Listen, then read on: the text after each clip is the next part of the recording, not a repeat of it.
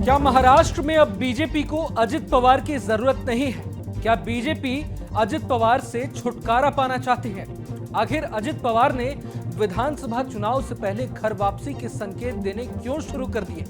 4 दिन बाद रक्षाबंधन का पावन त्योहार है और इस बीच अजित पवार ने बहन सुप्रिया सुले को लेकर एक ऐसा बयान दे दिया है जिसके बाद कयास लगाए जाने लगे हैं कि महायुति से अजित का मोह भंग हो गया है।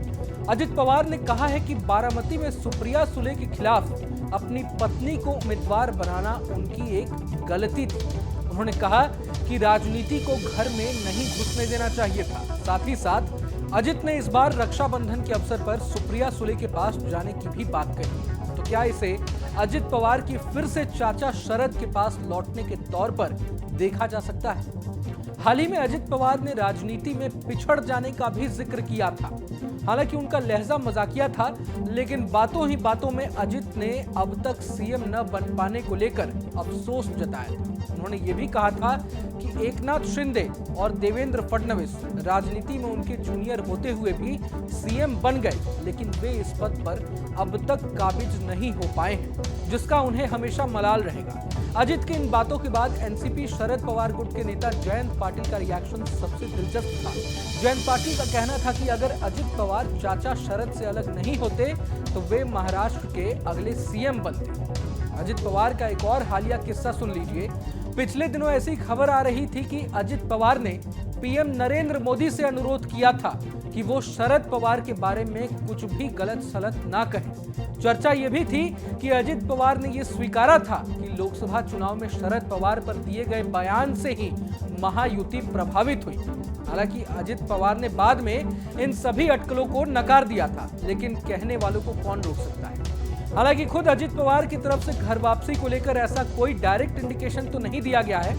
बहन सुप्रिया को लेकर उनके बयान पर बीजेपी का भी रिएक्शन सामने आ गया है। बीजेपी नेता नीतीश राणे ने इसे महज भाई बहन के बीच की बात बताई है, लेकिन जानकारों का तो कहना है कि असल कहानी कुछ और ही है।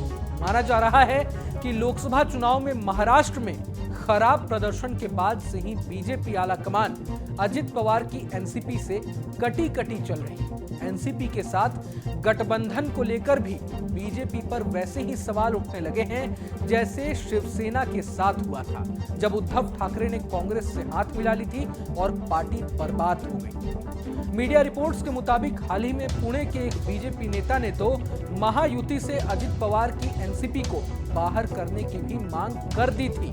जानकारों का मानना है कि संघ भी अजित पवार के साथ बीजेपी के गठबंधन से खुश नहीं है।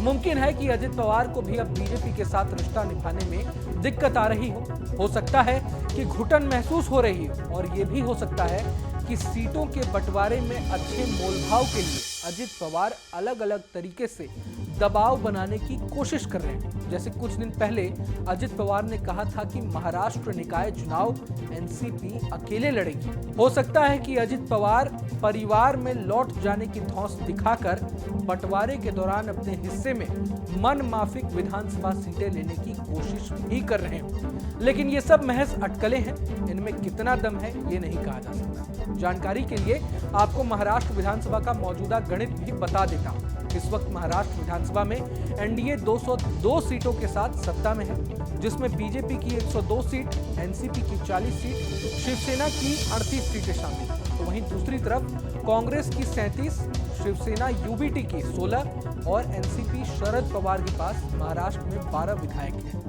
इसी साल चुनाव होने वाले हैं। सत्ता पर कौन काबिज होता है ये देखना दिलचस्प होने वाला है। बहरहाल इस वीडियो पर आप क्या सोचते हैं हमें कमेंट बॉक्स में जरूर बताएं। मैं हूं रोहन शर्मा और आप देख रहे थे न्यूज नेशन। नमस्कार। न्यूज नेशन अब व्हाट्सएप पर खबरों के ताजा अपडेट के लिए न्यूज नेशन के इस क्यूआर कोड को स्कैन करें।